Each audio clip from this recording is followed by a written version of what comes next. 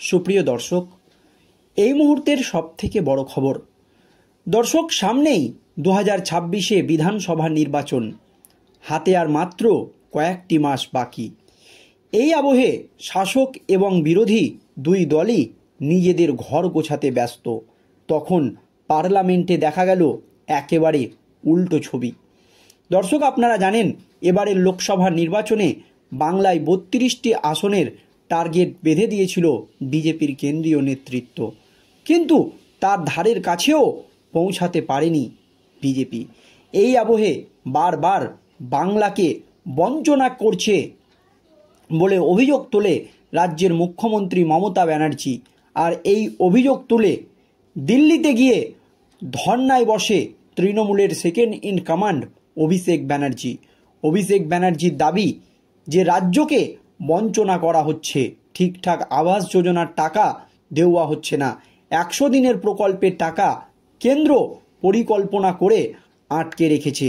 এই অভিযোগে পার্লামেন্টেও একাধিকবার সরব হয়েছে অভিষেক ব্যানার্জি থেকে শুরু করে কল্যাণ বন্দ্যোপাধ্যায়, সৌগত রায়রা। অপরপক্ষে এই দেশের অর্থমন্ত্রী নির্মলা সীতারামনের দাবি যে ঠিকঠাক যে টাকা দিচ্ছে কেন্দ্র, কিন্তু সেই টাকার হিসেব দিচ্ছে না রাজ্য সরকার।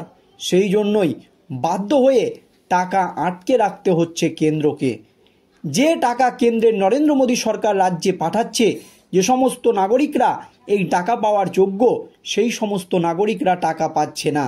এই টাকা লুটপাট হয়ে যাচ্ছে।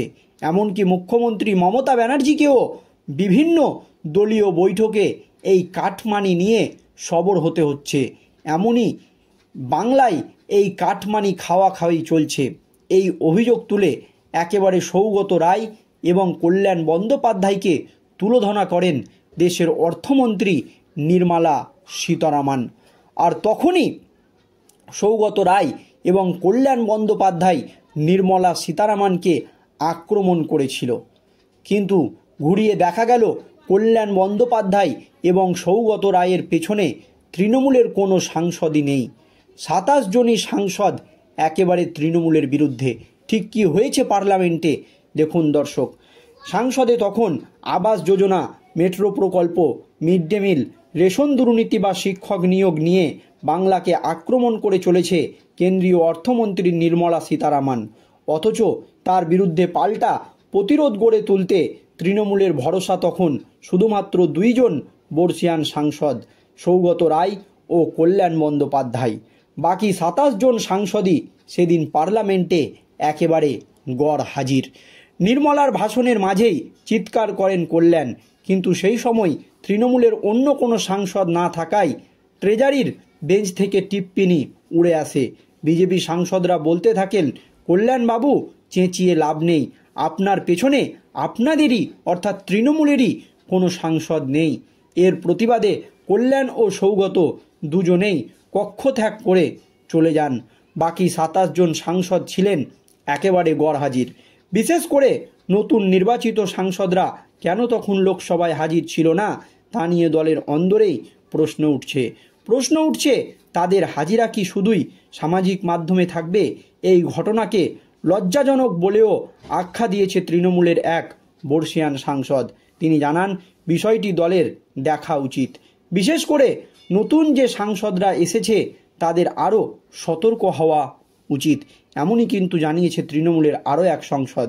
এই আবহে মুখ্যমন্ত্রী মমতা বন্দ্যোপাধ্যায় সম্প্রতি প্রকাশ্য সভায় কাটমানি নিয়ে সরব হয়েছিলেন।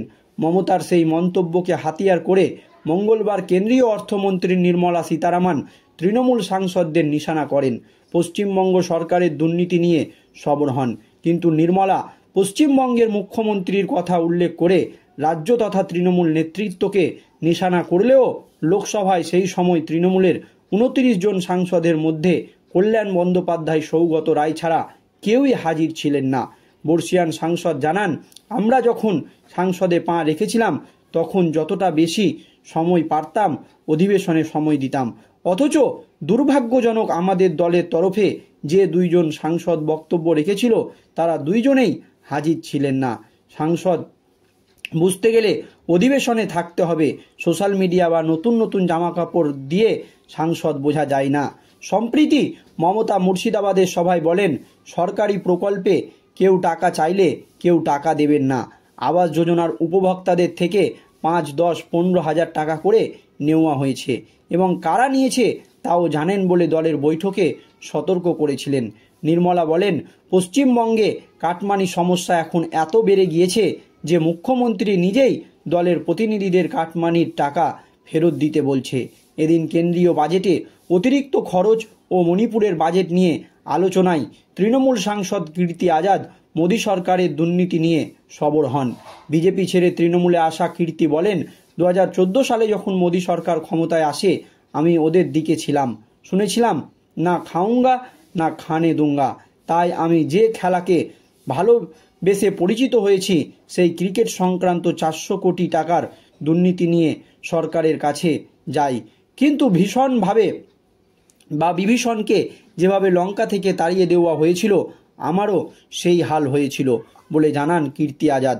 অর্থমন্ত্রী বলেন, বঙ্গে প্রাথমিক শিক্ষক নিয়োগ দুর্নীতি হয়েছে 10,000 কোটি টাকার, রেশন দুর্নীতি, মিড ডে মিলে 100 কোটি টাকার প্রতারণা হয়েছে, সিএজি 2 লক্ষ কোটি টাকার আর্থিক অনিয়ম চিহ্নিত করেছে। কীর্তি আজাদ এসব নিয়ে পশ্চিমবঙ্গে প্রশ্ন তোলা উচিত।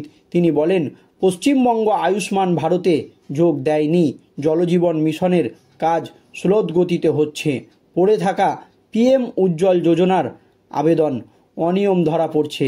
পিএম আবাস যোজনা, বাংলা আবাস যোজনায় রেলের প্রয়োজনীয় জমির মাত্রা 21% অধিগ্রহণ হয়েছে।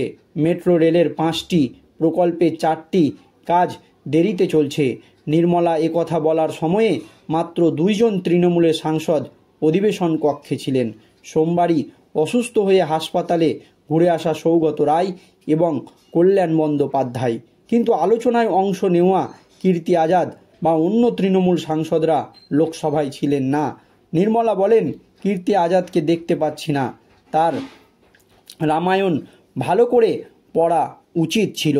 আর এই নিয়ে এখন প্রশ্ন উঠতে শুরু করে দিয়েছে। যখন মোদী সরকারকে আক্রমণ করতে ব্যস্ত বা মোদী সরকারের আক্রমণের জবাব দিতে কল্যাণ বন্দ্যোপাধ্যায় এবং সৌগত রায় ব্যস্ত, তখন তাদের পেছনে তৃণমূলের 27 জন সাংসদ নেই। 27 জন সাংসদই গড় হাজির। এই নিয়ে একেবারে রাজ্য রাজনীতিতে শুরু হয়ে গিয়েছে জোর জল্পনা যে কেন তৃণমূলের 27 জন সাংসদ পার্লামেন্টে গড় হাজির।